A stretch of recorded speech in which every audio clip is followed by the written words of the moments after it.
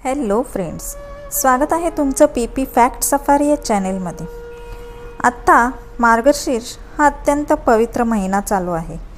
श्रावण महिन्याप्रमाणेच मार्गशीर्ष महिन्यालाही अनन्यसाधारण महत्त्व आहे। या महिन्यात घरोघरी स्त्रिया हे गुरुवारचं महालक्ष्मी व्रत करतात। यावर्षी 18 डिसेंबर 2025 गुरुवारी शेवटचा गुरुवार येत आहे आणि ज्या महिलांनी गुरुवारचे व्रत केलेले आहे त्या महिला या शेवटच्या गुरुवारी उद्यापन करतील।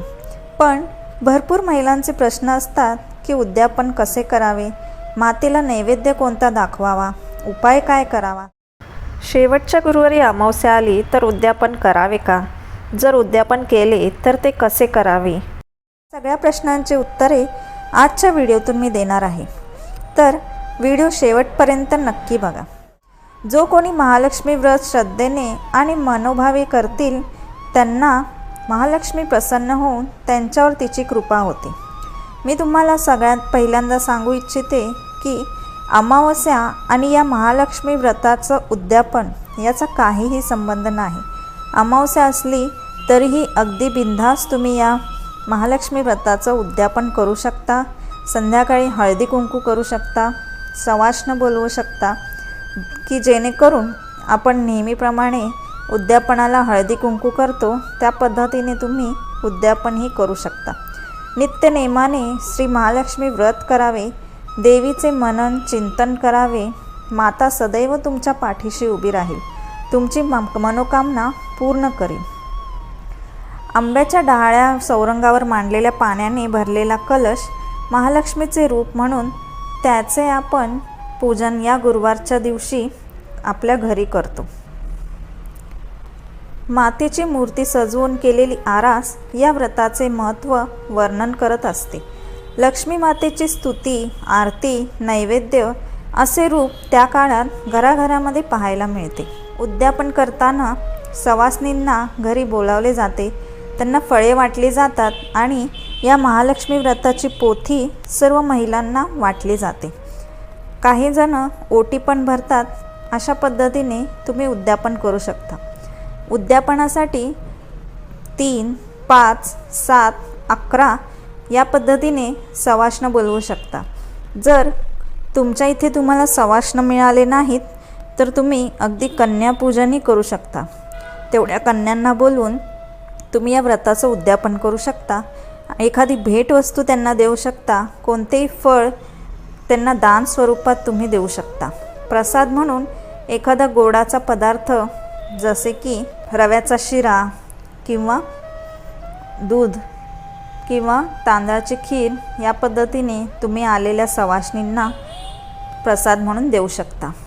या दिवशी लक्ष्मी मातेला नैवेद्य कोणता दाखवावा तर प्रत्येक घरात लक्ष्मी मातेला गोडाधोडाचा नैवेद्य दाखवला जातो।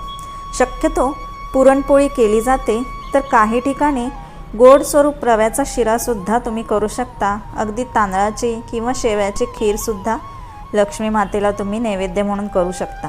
कोणताही गोड पदार्थ दूध घालून तुम्ही करू शकता। आता समजा तुमच्याकडे एखादे सवाष्णी पण नसतील आणि कन्याही बोलवायला जमत नसेल तर तुम्ही साधेपणानेच घरात लक्ष्मी मातेची पूजा करा आणि तुमच्या आसपास एखादं लक्ष्मी मातेचं मंदिर असेल तर तिथे जाऊनही तुम्ही देवीची ओटी भरू शकता आणि फळं वाटू शकता किंवा तिथे जाऊन फळं ठेवू शकता। अशा पद्धतीने तुम्ही या दिवशी उद्यापन करावायचे आहे। आता एक उपाय त्या दिवशी करायचा आहे, जी तुमची मनातली इच्छा असेल ती लवकरच पूर्ण होण्यासाठी।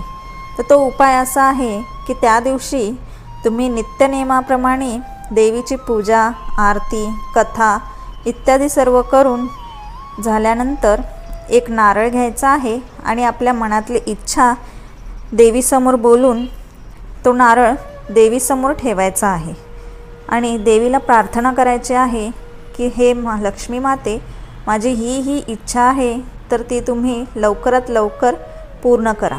अशी कोणतीही मनातली इच्छा धरून तो नारळ लक्ष्मी मातेसमोर ठेवायचा आहे।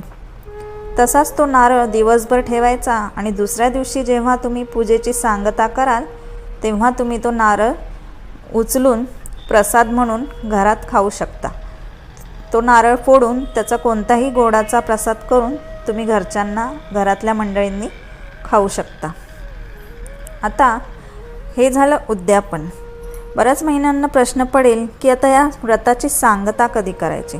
सांगता म्हणजे शेवटचा गुरुवार झाला, पण आता हे पूजा कधी उचलायची. तुम्ही पूर्णपणे गुरुवारी ती पूजा तशीच ठेवून द्या. दुसऱ्या दिवशी शुक्रवार आहे, दुसऱ्या दिवशी सकाळी लवकर उठून शुचिर्भूत होऊन लक्ष्मी मातेची मनोभावे पूजा करायची आहे आणि देवीला आरती करून तिचे क्षमा प्रार्थना पण करायची आहे की हे लक्ष्मी माते, मी मनोभावे तुझी 4 गुरुवार लक्ष्मीव्रत पूजन केले, त्यामुळे तुझे वास्तव्य आणि कृपादृष्टी सदैव आमच्या कुटुंबावर राहावी अशी मनोभावे प्रार्थना करायची आहे. आणि हे व्रत करताना माझ्या हातून काही कळत नकळत जरी एखादी चूक झाली असेल तर मला क्षमा कर व सदैव आमच्यावर तुझी कृपा अशीच राहू दे अशी प्रार्थना करायची आहे. आणि जो आपण नारळ ठेवला आहे कलशावर, तो 3 वेळा उचलून कलशावर ठेवायचा किंवा उजवीकडून डावीकडे तो नारळ फिरवायचा. म्हणजे ते झाले या व्रताचे उद्यापन.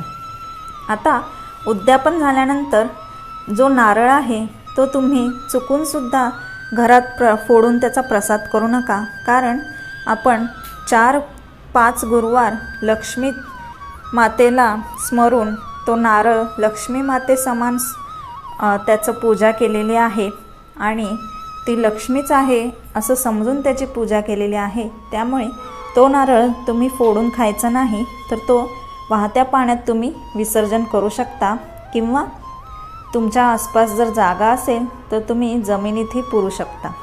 आणि जे राहिलेलं निर्माल्य आहे, जे फुलं आहेत ते तुम्ही निर्माल्यात टाकू शकता. आणि त्या कलशामधील जे पाणी आहे ते थोडंसं घरात शिंपडून बाकी तुळशीला तुम्ही घालू शकता. अशा पद्धतीने व्यवस्थित पूजा करून त्याची सांगता करायची आहे आणि जो निर्माल्य आहे ते पण तुम्ही वाहत्या पाण्यात सोडू शकता. तर अशा पद्धतीने तुम्ही 5व्या गुरुवारी इतर गुरुवारप्रमाणेच पूजेची व्यवस्थित मांडणी करून पूजा करून घ्यावी आणि या व्रताचं उद्यापन आणि शुक्रवारी सांगता केली तरीही चालेल. आशा करते की तुम्हाला सर्व प्रश्नांची उत्तरे मिळाली असतील. तरीही तुम्हाला काही प्रश्न असतील तर तुम्ही मला कमेंटद्वारे विचारू शकता. थँक्यू.